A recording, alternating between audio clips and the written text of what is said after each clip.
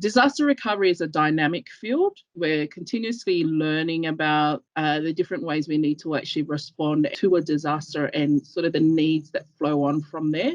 So, time of this recording, that the most recent disasters were really widespread, large-scale disasters. But disasters can still be centralized. It could still be a small disaster. So there could be different types of disasters.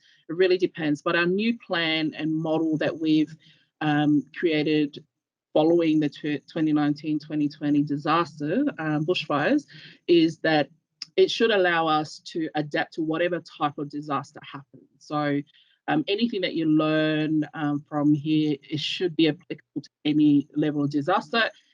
The major difference would really just be the scale of how we sort of deploy our solicitors and sort of making the service available. But otherwise, what you learn is going to be applicable because it is a dynamic field.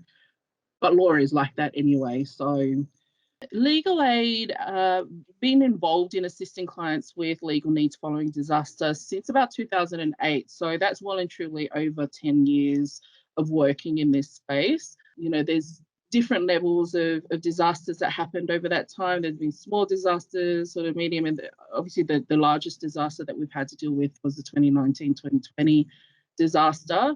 We're the lead agency coordinating the legal response in New South Wales in the event of a disaster. But we do partner with others in the legal assistance sector, such as the Community Legal Centres New South Wales, Tenants Union, Welfare Rights, Justice Connect, the Law Society of New South Wales, and the New South Wales Bar Association. So there is generally quite a big effort in making sure that there is legal assistance available to those who were affected in a disaster.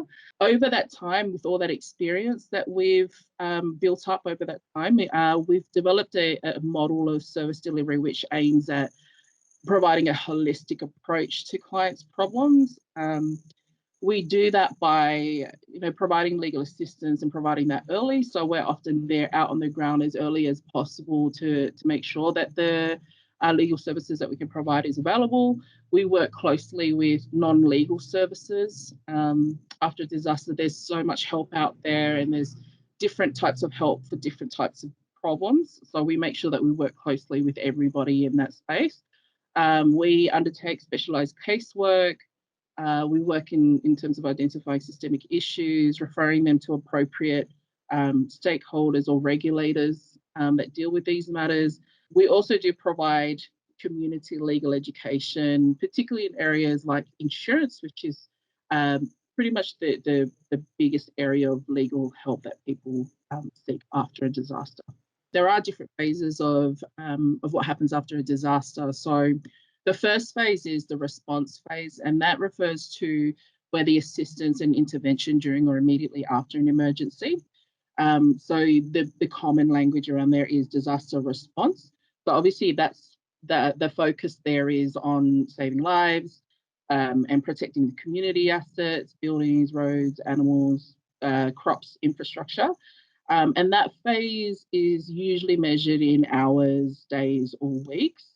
Unfortunately, with the bushfires, the 2019-2020 bushfires, that went for a lot longer than a disaster would normally go for. Immediately after that, the phase of the disaster response phase is the disaster recovery phase. So the disaster recovery phase, that's generally where we come into the picture to provide legal help. So disaster recovery, it is the coordinated process of supporting affected communities in the reconstruction of the physical infrastructure and the restoration of emotional, social, economic, built and natural environment well-being. So recovery is also about the process of people coming to terms with the impacts of a disaster and managing the disruptions that disasters cause and changes cause, which can result for some people, a new way of living. For a lot of people, it does take a long time to recover. It's quite common with legal issues. For example, a client may still have problems with their insurance months after a disaster. And in fact, sometimes the first time a client will come for legal help or seek legal assistance is not until many months after a disaster. So disaster recovery is a very much a long-term process for people. You need to be aware that the clients that we see, or in fact, many, if not all of the clients we've assisted, they've reported some form of trauma. So when you're assisting individuals, families, and communities who've been affected by a disaster, it's important to be mindful of the effects of trauma. A major part of our work is focused around being a trauma-informed practice. That's covered in more detail in another section of this module, so I won't go into it too much, but part of the trauma-informed practice is recognizing that clients can respond in different ways and can present in person for advice in different ways. So, for example, a client who may usually be a highly capable person, someone who's maybe even worked in a highly skilled job for many years, after a disaster, they may struggle with the simplest of tasks. If they are coming across as difficult, for example, it really could be maybe a coping mechanism for them. They've just had their whole life upturned. So it's important to recognize that and be able to respond appropriately.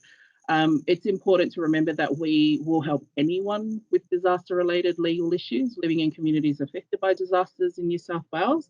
And while many of these people would maybe not generally meet legal aid's eligibility criteria, we do recognise that people impacted by disasters often experience unexpected hardship and trauma, and therefore they are considered priority clients. So we treat anybody in a disaster affected area as a priority client. Very common areas that we help with in this space, at the very top would be insurance claims and disputes. That's followed by financial hardship, so credit and debt matters, Centrelink matters. Tenancy and housing problems is also a common area. There are sometimes employment issues, so your rights at work. Other areas are, replacing important documents. Sometimes what we do find as well is domestic violence and family law issues.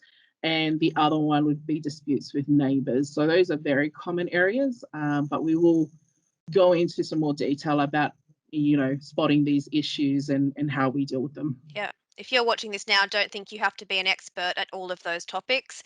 That's what this Absolutely. training is for, and that's what your team and support people will be for at the time. Yeah. The only other thing I'll mention at this point is that there's a whole lot of publications and resources as well to support you if you are down in a disaster recovery centre, for example, giving advice. So I will be rabbiting on about those a lot, all of those resources that we have, as well as this training module. Okay, Marta, well, we will see you again for the insurance section of this training. So until then, see you later. Thank you. See ya.